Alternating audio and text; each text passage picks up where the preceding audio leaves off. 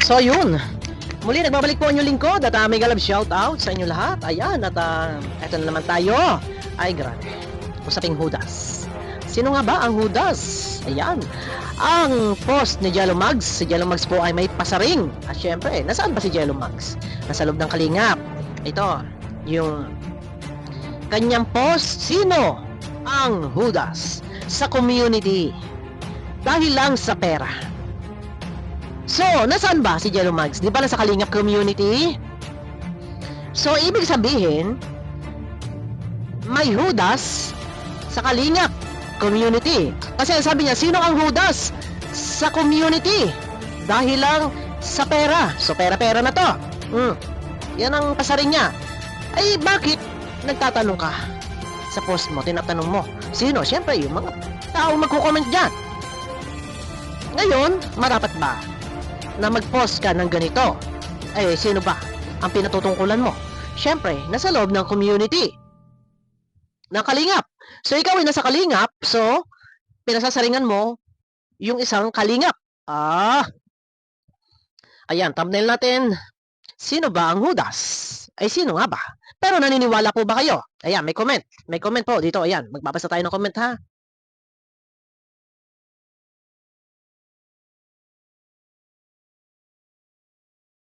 So, ayan, sabi ni Ma'am, wala bang mata ko, ni Ma'am Lilia Reyes, halos lahat ng K-Boys except sa original, K5, taking advantage na sa kabaitan ni Kalinga Prab. So, yun na.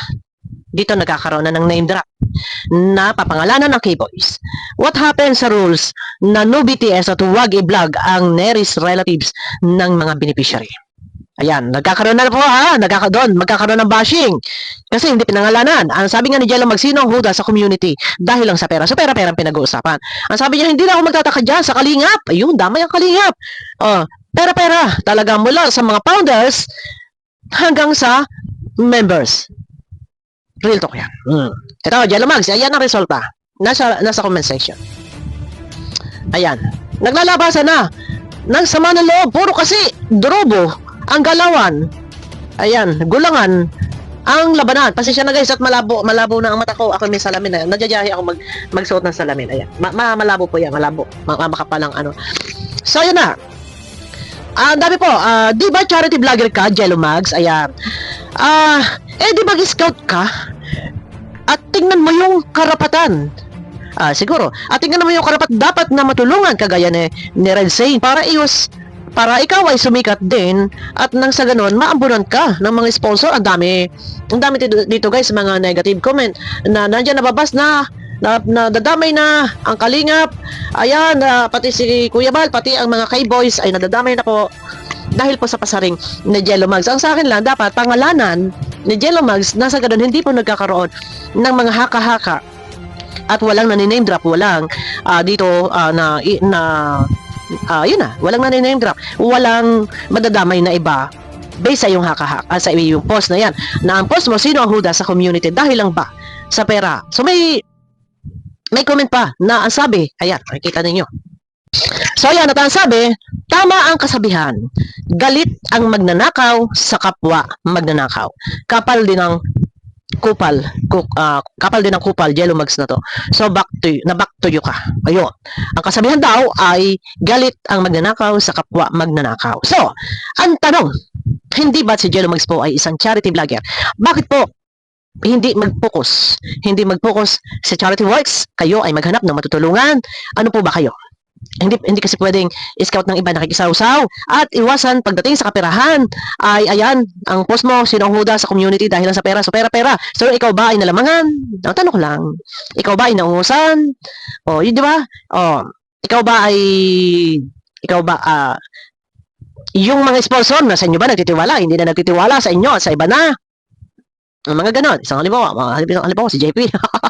Halimbawa, yung mga sponsor nila dyan, kay JP na nagtitiwala. Mga ganon tipo ba? Isang halimbawa lang iyon ha. Ngayon, medyo hindi maganda yung post ni Jello Mugs na may pasaring.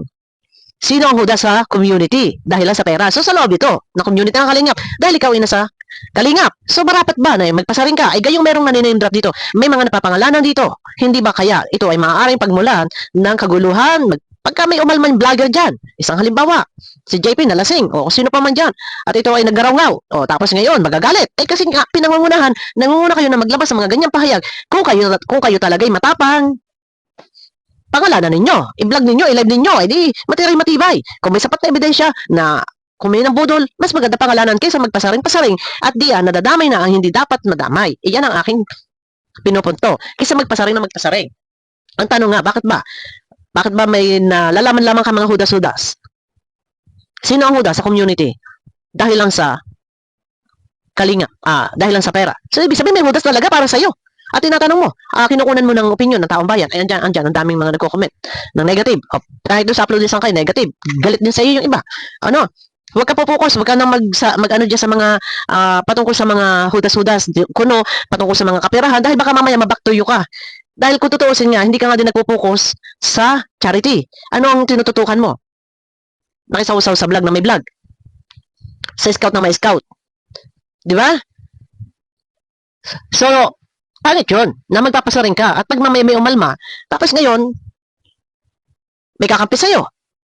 Ay, yung mga kumakampi kay Jello Mags, ito, ano pong masasabi nyo dyan? Pagtatanggol nyo ba si Jello Mags? Kung may hudas, bakit hindi niya berbalin? Kung may kasalanan, kung hinudas ba siya? Anong karapatan niya? Kung halimbawa man, hinudas siya, pera ba niya? O dahil lang daw sa pera eh. Sino ang hudas sa community ng dahil sa pera? Ikaw ba na binudol? Ikaw ba inisahan?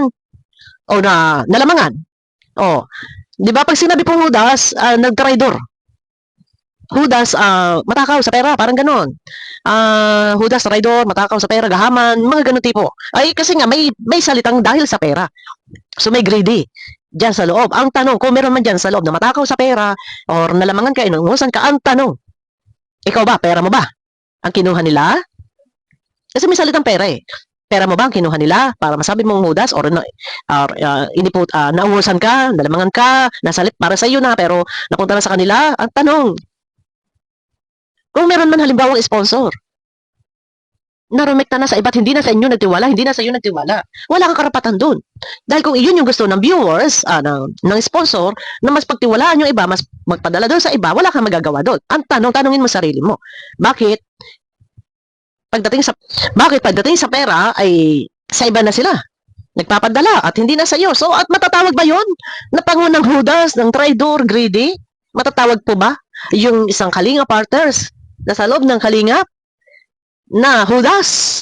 Dahil kung halimbawa ganun nga sistema, sa kanila na nagpapadala, sa kanila na nagtitiwala, wala tayong magagawa. O, ang tanong nga, sino nga itong tinutukoy na hudas sa community ay sa loob ng kalingap? O, so, ibig sabihin, sa loob ng kalingap, meron kang isang kasama dyan sa loob ng kalingap na hudas na kinagagalitan mo, na kinaiinisan mo. Pangit yun. Ngayon, meron nga dito mga napapangalanan na name drop. O, paano yan? Diyan nag-uumpisa ang hindi pagkakaunawaan. At nakakahiya sa ibang mga kabasa ng post mo. Ayun, ang tampak kasi ganyan naman niya sa kalingap. Talagang ganyan, laging ganyan, puro kalingap. Pag nabanggit ng kalingap, wala na. Sira na. Kasi ganyan sa kalingap, pati founder, yun yung mga comment, ganyan. Yun dapat na iwasan. Pero, dapat pangalanan. Balikan natin, mag-review tayo. Baka may name drop na doon. Ano po, mag-review tayo ng mga comment. Pero, sa akin tingin kay Jello Mags, ay medyo hindi maganda. Na ikaw ay isang kalinga partners, and then ganun ang ginagawa mo, may post ka, may pasaring ka. So, sinong pinatatamaan mo? Sinong pinapasaringan mo? O, di ba? Ang pinasasaringan mo is kapwa mo kalingap. O, di ba? Hindi kasi maganda eh.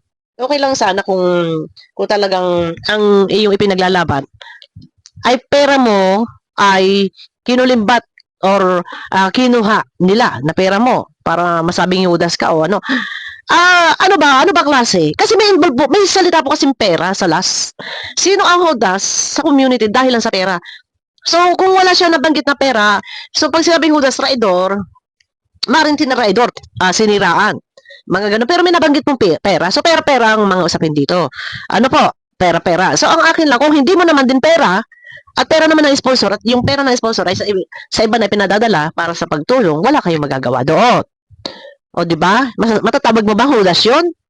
Kung hindi na sa inyo. O, yun lang ang pagkaka-analyze doon. Hindi ko pa rin talaga alam kung ano ang kanya pinupunto dito. Kasi nga may pera siya binigkas eh.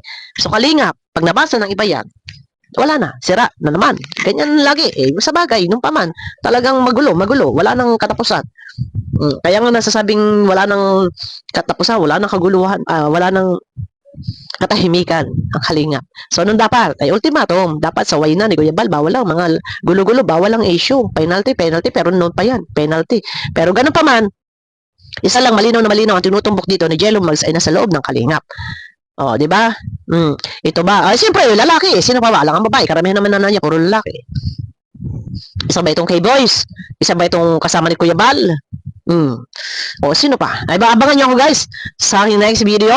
Kayo, comment kayo. Ano masasabi niyo dito sa pasaring ni Jello Mags sa kanyang Facebook page? Tama po ba to? At sino pa ba ang pinatutungkulan nito? Siyempre, nasa loob ng kalingap, ay sino nga yun? Ano nga pangalan? Dapat pinangalanan mo na kung matapang ka, Jello Mags. Ano? Oh, bakit man pala nasabing Judas? Oh, yun ang tanong. Naungusan ka? Nalamangan ka? May pera ang pinang-involve eh. Abangan nyo guys sa aking next video. Mega love shout out po sa inyo lahat. Pakiclick po ng thumbs up.